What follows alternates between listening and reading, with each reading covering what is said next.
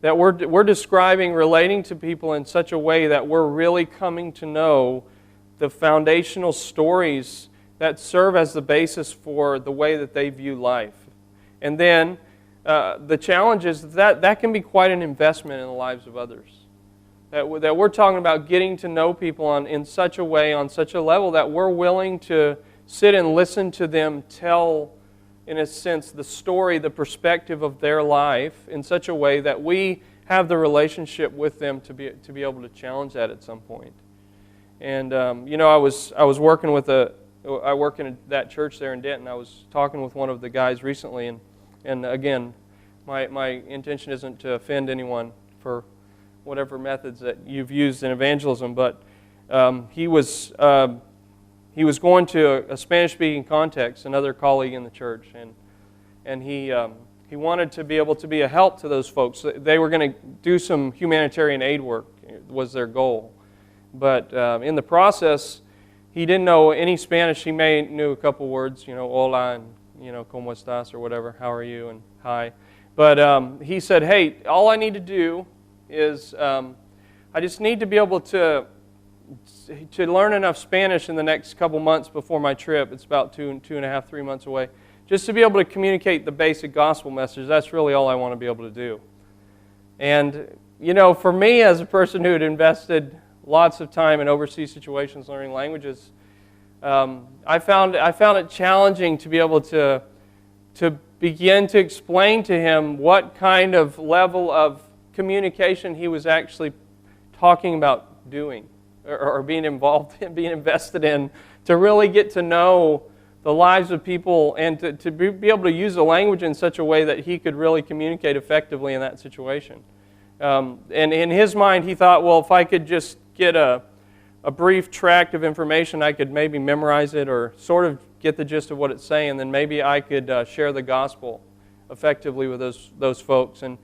And so my challenge to him was, you mean what you want to do then? Just let me understand what you want to do. Is you want to be able to share some of the most significant and challenging concepts about the core identity that they have and relate that to another alternate view of life, and to be able to communicate that effectively so that they understand the death of the Lord Jesus Christ, which comes from another cultural context, and understand the way that He was a substitute for their sin, and that they know that connected to the Old Testament sacrificial system, and that there was an atonement that was needed because God had been the creator and man had been created perfect, and then he sinned, and therefore he violated God's command, and so there needed to be, and I explained a few more dots, and I said to him, is that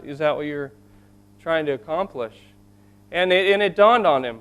He said, yeah, that might not be a good goal for me at this particular point in time. And it's not, and the desire isn't to overcomplicate evangelism. That's not our desire, but it really is to have the right kind of expectations for engaging with people, not only in our own cultural backgrounds. I think we are challenged regularly to get to know, just to get to know the stories of people from our own cultural context, I think is enough of a challenge for us. That we don't take probably this seriously even in our own cultural context. That I want, if I'm going to be effective ultimately in building relationships such that I can influence people's lives in my own cultural setting in Denton, that's a significant qualitative investment for me as a Christian.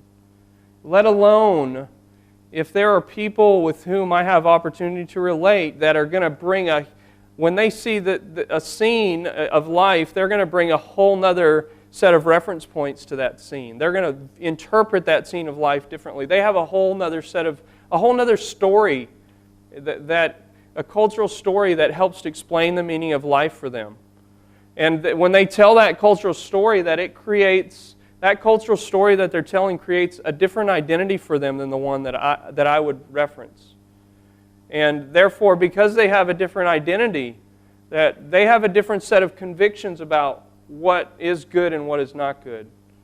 And their values and their ethic for living is much different than mine then.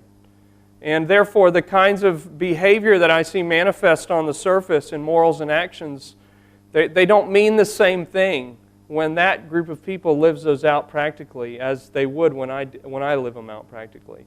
And so, the big challenge, I think, if you took away anything from this conversation, this time, the big challenge would be take the time to get to know the life stories of people around you.